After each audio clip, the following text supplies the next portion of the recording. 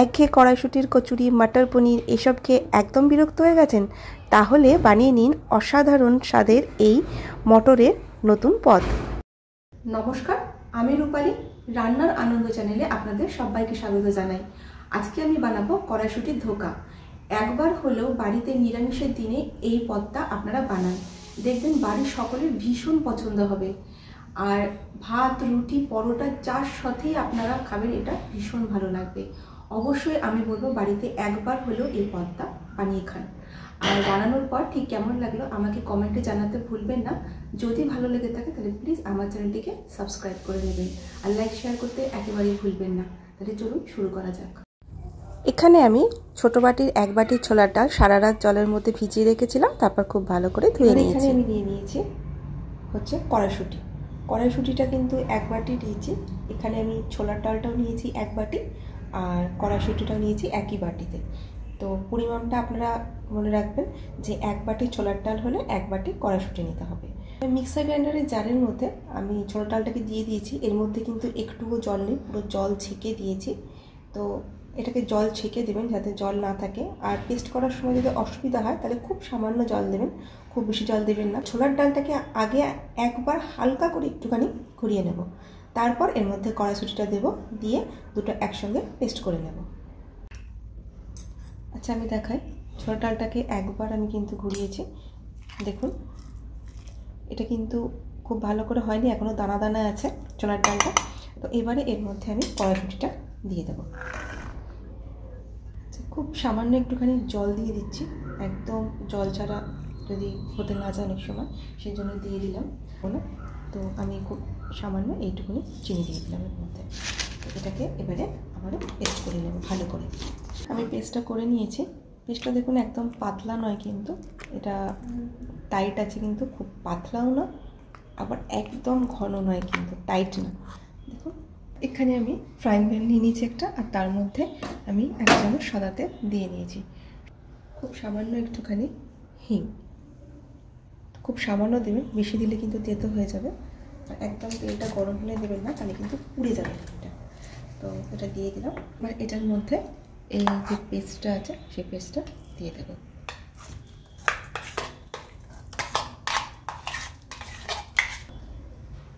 নুনটা পরিমাণ মতো যে যতটা খাবেন দেবেন। তারপর থেকে একটুখানি কালো জিরে।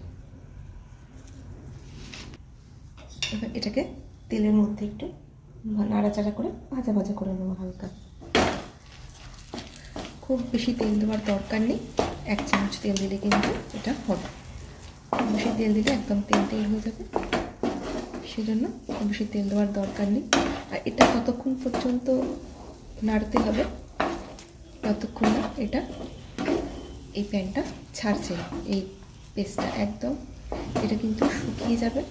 শুকিয়ে গিয়ে দেখবেন তখন এটা নিজে নিজে এভাবে উঠে আসবে। এখন যেমন লেগে যাচ্ছে খুন্তির মধ্যে, তখন কিন্তু খুন্তির মধ্যে আর লাগবে না। এটা কিন্তু ক্রমাগত নাড়িয়ে যেতে হবে। আর গ্যাসটা কিন্তু লো টু মিডিয়াম রাখবেন, হাইতে দেবেন না, তাহলে পুড়ে যাবে। তো ক্রমাগত নাড়াতে নাড়াতে এটাকে এরকম শুকনো করতে হবে। দেখুন আগে যেরকম খুন্তির মধ্যে আটকে যাচ্ছিলো সেরকম কিন্তু আটকাচ্ছে না, এটা এরকম ছেড়েও দিচ্ছে প্যানটা। খুব বেশি আবার ভাজা ভাজা করবো না, তাহলে কিন্তু এটা ভেঙে যাবে ধোকাটা। তো এরকম রেখে দেবো। এবারে গ্যাসটাকে বন্ধ করে দেবো। এটাকে একটু ঠান্ডা করে নেবো, একটা থালার মধ্যে ঢেলে সেট করে নেব। দেখো বরফি করে ধোকলাটা কাটার জন্য আমি কিন্তু থালার মধ্যেটা সাজিয়ে নিই। আর এটা কিন্তু হালকা হালকা ঠান্ডা হয়েও গেছে। তো এবারে আমি বরফির মতো করে এটাকে কেটে নেব। তো আমি ধারটাকে একটুখানি বাদ দিয়ে দিচ্ছি।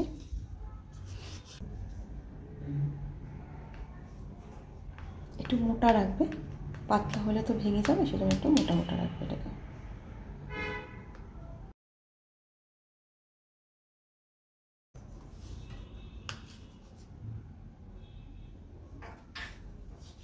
দেখাই কি সুন্দর এটা হয়েছে, দেখো উঠেও এসেছে, কিন্তু একদম ভাঙেনি, এটা উঠেও এসেছে। দেখুন বরফির মতো করে সব কটা কিন্তু কেটে নিয়েছি, মোটামুটি বরফির মতো হয়েছে।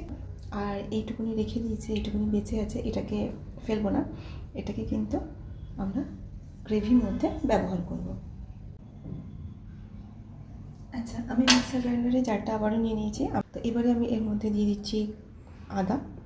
খুব বেশি আদা দেবো না, তেলে দিতেও লাগে, সেই জন্য দিয়ে দিলাম আদার টুকরো কয়েকটা, আর দিয়ে দিলাম টমেটো কুচি, দিয়ে দিলাম এর মধ্যে 2টো কাঁচা লঙ্কা। এবারে দিয়ে দিচ্ছি এর মধ্যে 1/2 চামচ ধনের গুঁড়ো, জিরের গুঁড়ো। এবার এটাকে একটা পেস্ট করে নেব। আচ্ছা দেখো, পেস্ট করে নিয়েছি। আচ্ছা, এখানে আমি দিয়ে দিয়েছি সাদা তেল। দেখো, বড় চামচের 2 চামচ মোটামুটি তেল দিয়েছি আমি এখানে। তো তেলটাকে আমি হালকা গরম করে নিয়েছি। তো তেলটাকে হালকা গরম করবে, খুব বেশি গরম করবে না। খুব বেশি গরম করলে কিন্তু এটা দেওয়ার সাথে সাথে পুড়ে যাবে, সেই জন্য হালকা গরম করবে। আর যদি সর্ষের তেলে তোমরা ভাজো, অনেকেই ভাজে এটা সর্ষের তেলে ভাজা খান, যদি সর্ষের তেলে ভাজা খান তাহলে কিন্তু সর্ষের তেলটাকে ভালো করে গরম করে নেবে। আর যদি সেটা সাদা তেল হয় তাহলে হালকা গরম করে দিয়ে দিতে পারো। খুব বেশি ভাজার দরকার নেই, হালকা করে এটা 2 পিঠ ভেজে নেবে। আচ্ছা, 2 পিঠ কিন্তু মোটামুটি ভাজা হয়ে গেছে। এবার এটাকে তুলে নেবো। এখন 2 পিঠ মোটামুটি ভাজা হয়ে গেছে, এবার এগুলোকে তুলে নেবো একে।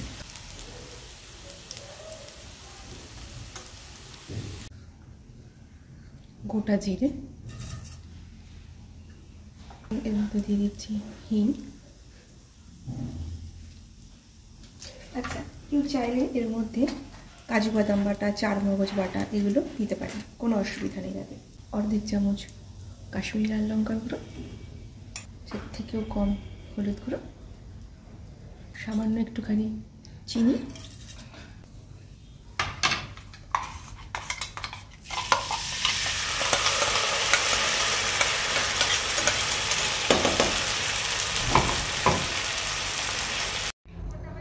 মিক্সার গ্রাইন্ডারের জারটা ধুয়ে খুব সামান্য একটু জল দিয়ে দিচ্ছি যাতে মশলাটা পুড়ে না যায়, সেই জন্য। আর এর মধ্যে এবারে দিয়ে দেবো পরিমাণ মতো একটুখানি নুন। নুনটা আপনাদের পছন্দ মতো দেবেন। এবারে এটাকে খুব ভালো করে কষিয়ে নেব। যতক্ষণ না তেল আর মশলা আলাদা হচ্ছে ততক্ষণ পর্যন্ত কিন্তু এটা কষাতে হবে। আজকের এই পদটা যদি আপনাদের ভালো লেগে থাকে তাহলে প্লিজ আমার চ্যানেলটিকে সাবস্ক্রাইব করে নেবেন। আমি থাকি গুজরাটের সুরাটে, আর আপনারা কে কোথা থেকে দেখছেন আমার এই পদটা অবশ্যই আমাকে কমেন্ট বক্সে জানাবেন। আর আমার রান্নাগুলো আপনাদের কেমন লাগছে সেটাও কমেন্টে জানাতে একেবারেই ভুলবেন না। আর ভালো লাগলে প্লিজ সাবস্ক্রাইব করে নেবেন। তেল আর মশলাটা কিন্তু আলাদা হয়ে গেছে। যে গুঁড়োগুলো ছিল সেই গুঁড়োগুলো দিয়ে দিচ্ছি। একবার অন্তত পক্ষে এটা বানিয়ে দেখুন।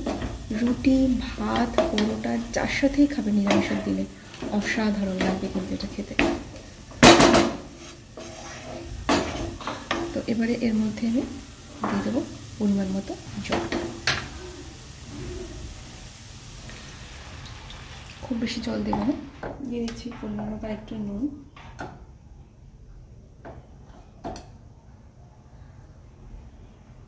একটুখানি কাসুরি মেথি নিয়ে নিয়েছি। এটাকে আমি হাত দিয়ে এরকমভাবে গুঁড়ো করে করে দিয়ে দিলাম। উপর থেকে দিয়ে দিচ্ছি গরম মশলার গুঁড়ো। বা যতক্ষণ এটা 1 ফুট হচ্ছে ততক্ষণ এটা হতে দেবো। দেখুন 1 ফুট হয়ে গেছে। এবার এর মধ্যে আমি দিয়ে দেবো ধোকাটা। এই কড়াইশুঁটির ধোকাটা দেওয়ার পর এটা মিডিয়াম আছে 5 মিনিটের জন্য হতে দেব। একটা পিঠ প্রথমে, কিছুক্ষণ পর এটাকে একটুখানি উল্টিয়ে দেবো। হালকা হাতে উল্টাবে যাতে এটা ভেঙে না যায়।